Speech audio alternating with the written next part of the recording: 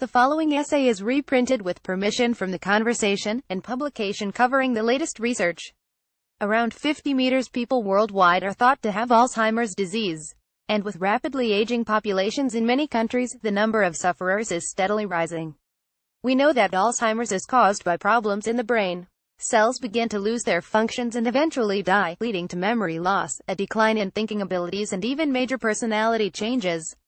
Specific regions of the brain also shrink, a process known as atrophy, causing a significant loss of brain volume.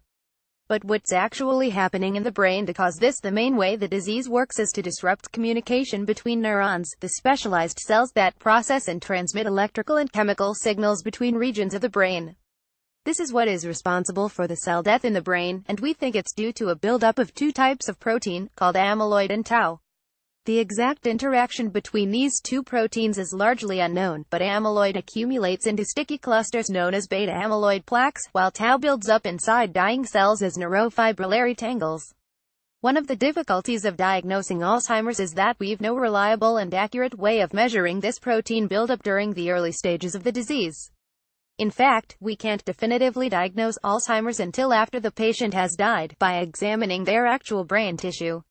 Another problem we have is that beta-amyloid plaques can also be found in the brains of healthy patients. This suggests the presence of the amyloid and tau proteins may not tell the whole story of the disease.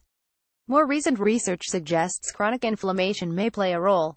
Inflammation is part of the body's defense system against disease and occurs when white blood cells release chemicals to protect the body from foreign substances. But over a long enough period, it can also cause damage. In the brain, tissue-damaging long-term inflammation can also be caused by a buildup of cells known as microglia. In a healthy brain, these cells engulf and destroy waste and toxins. But in Alzheimer's patients, the microglia fail to clear away this debris, which can include toxic tau tangles or amyloid plaques. The body then activates more microglia to try to clear the waste, but this in turn causes inflammation. Long-term or chronic inflammation is particularly damaging to brain cells and ultimately leads to brain cell death. Scientists recently identified a gene called TREM2 that could be responsible for this problem. Normally TREM2 acts to guide microglia to clear beta-amyloid plaques from the brain, and to help fight inflammation within the brain.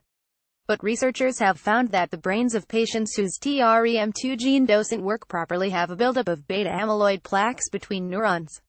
Many Alzheimer's patients also experience problems with their heart and circulatory system. Beta-amyloid deposits in the brain arteries, atherosclerosis, hardening of the arteries, and mini-strokes may also be at play. These vascular problems can reduce blood flow in the brain even more and break down the blood-brain barrier, a structure that is critical for removing toxic waste from the brain. This can also prevent the brain from absorbing as much glucose. Some studies have suggested this may actually occur before the onset of toxic proteins associated with an Alzheimer's disease within the brain.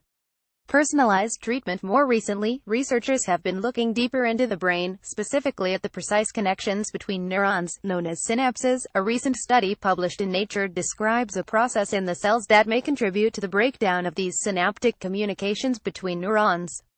The findings indicate that this may happen when there isn't enough of a specific synaptic protein known as RBFOX1. Thanks to this kind of research, there are now many new drugs in development and in clinical trials that could target one or more of the many brain-wide changes that occur with Alzheimer's disease. Many researchers now believe that a more personalized approach to Alzheimer's patients is the future. This would involve a combination of drugs tailored to target several of the problems mentioned above, much like current treatments available for cancer. The hope is that this innovative research will challenge and pioneer a new way of treating this complex disease. This article was originally published on The Conversation. Read the original article.